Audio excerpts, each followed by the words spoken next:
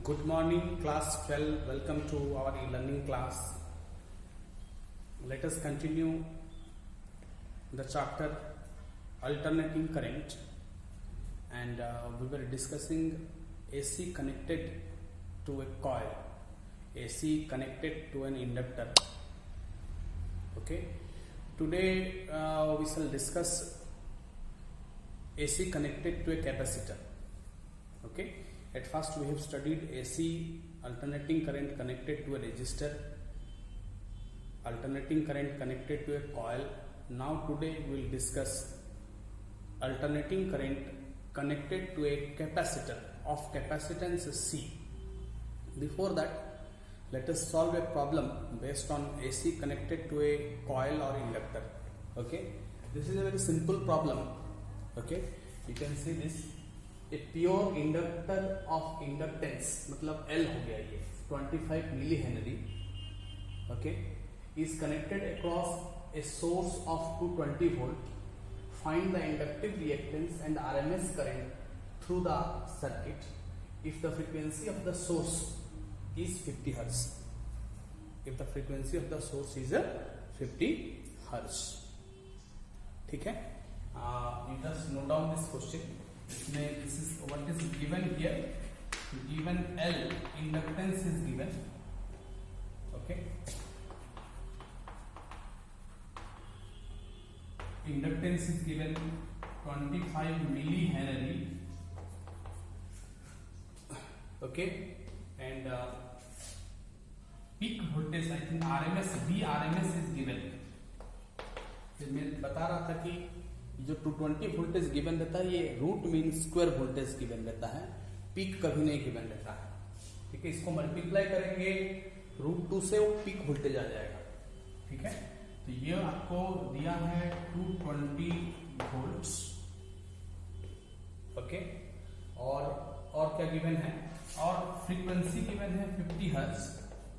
तो ओमेगा ले आएंगे 2 पाई न्यू, तो 2 इंटू 3.14 इंटू, ठीक है, 50 हर्ट्ज कर देंगे. तो ये रेडियन पर सेकंड यूनिट होगा ओमेगा का. मतलब ये लीनियर फ्रीक्वेंसी गिवन है nu. Omega is equal to angular frequency. ठीक है, ये एंगुलर फ्रीक्वेंसी है, एंगुलर फ्रीक्वेंसी.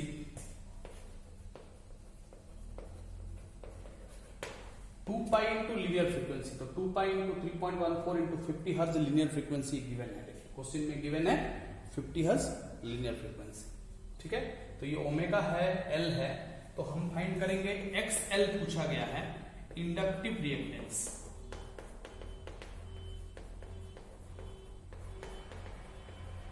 क्या पूछा गया है? Inductive reactance. इसका मतलब है कि L ओमेगा. इंडक्टिव रिएक्टेंस क्या पूछा गया है? L omega. ठीक है, तो L ओमेगा कितना होगा, ये लेट अस सी.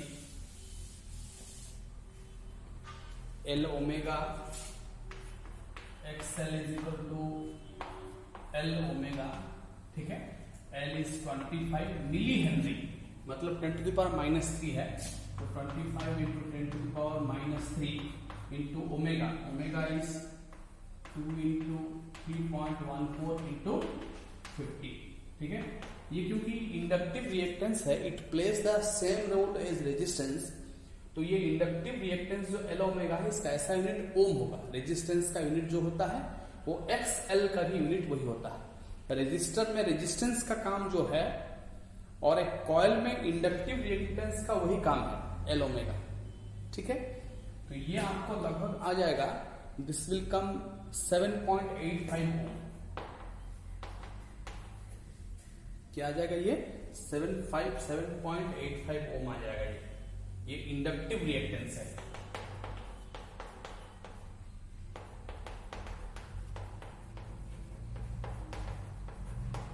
ये क्या है? ये इंडक्टिव रिएक्टेंस है. ठीक है, अब हम फाइंड करेंगे IRMS पूछा गया है. दो चीज से पूछा गया है. RMS current. ओके, RMS मतलब रूट मीन स्क्वायर. ठीक है, तो ये root mean square current. Root means square current. IRMS. Okay. IRMS is equal to VRMS by XL. VRMS by XL.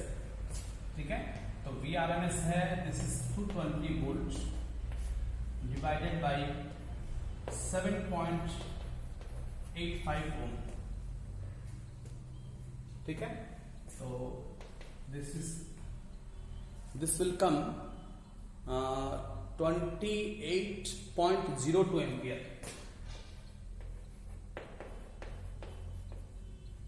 28.02 ampere IRMS. इस क्वेश्चन में दो ही चीज पूछा गया था. एक पूछा गया था इंडक्टिव रिएक्टेंस, ये 7.85 ओम आया. एक पूछा गया था रूट मीन स्क्वायर करंट जो कि 28.02 एम्पियर आया. ठीक है, this is the question and you can solve this answer this question in this manner. Okay, तो ये एक सिंपल प्रॉब्लम था अल्टरनेटिंग करंट का. ओके, इंडक्टिव रिएक्टेंस फाइंड करने का.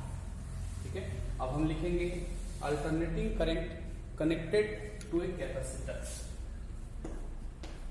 AC connected to a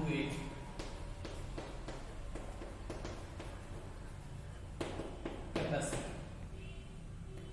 AC connected to a capacitor. ठीक है, let V is equal to V naught sin omega t. The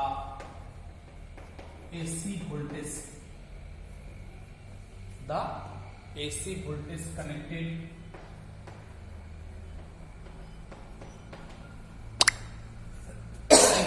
the AC voltage connected to a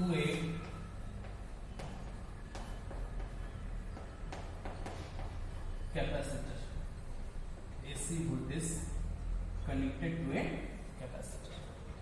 Okay, then V is equal to V naught sin omega t. Alright, ये का capacitor है और ये एक AC से connected है. इससे connected है ये AC से, और ये कैपेसिटर का कैपेसिटेंस जो है वो है C.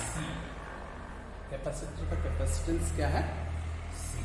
ठीक है, और ये V is equal to V naught sine omega t, ये सप्लाई है. ठीक है, ये AC इनपुट है. This AC is connected to this capacitor. ठीक, ओके. तो for a capacitor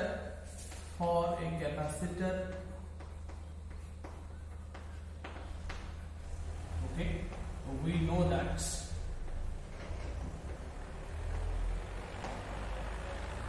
for a capacitor we know that Q is equal to CV होता है.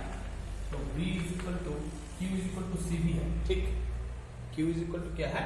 CV है. ये है charge stored in the capacitor होता है Q. क्या होता है? Charge stored in the capacitor.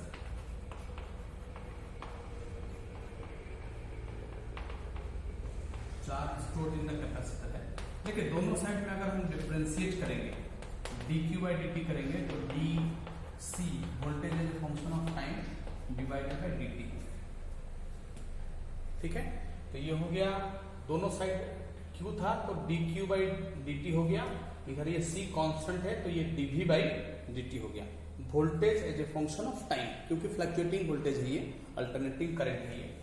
ठीक है, ये d हो गया. ये dq बाई dt ये I ऑफ t हो गया, क्योंकि rate of charge flowing through a capacitor. Okay, तो ये हो गया I ऑफ t हो गया. तो this is d by dt. ठीक है, V naught sine omega t. V naught sin omega t. Okay, so this is now C into V naught तो बाहर आ जाएगा, ठीक है, वी नॉट बाहर आ जाएगा और ये कॉस ओमेगा टी हो जाएगा। क्या हो जाएगा, साइन थीटा का डिफरेंशिएशन क्या है, कॉस थीटा, तो ओमेगा टी है तो कॉस ओमेगा टी हो जाएगा। लेकिन क्योंकि टाइम के साथ ये ओमेगा एक कांस्टेंट मल्टीप्लाइड है तो फिर ये ओमेगा भी मल्टीप्लाइड रहेगा, ठीक है। सिंपल अगर साइन टी रहता है तो कॉस टी हो जाता है, ये ओमेगा टी है तो ये वेरिएबल के साथ ओमेगा मल्टीप्लाइड है तो ये डिफरेंशिएशन के बाद एक ओमेगा मल्टीप्लाई होगा, ठीक है। तब देखिए, तब ये क्या आएगा, लेट मी रब इट,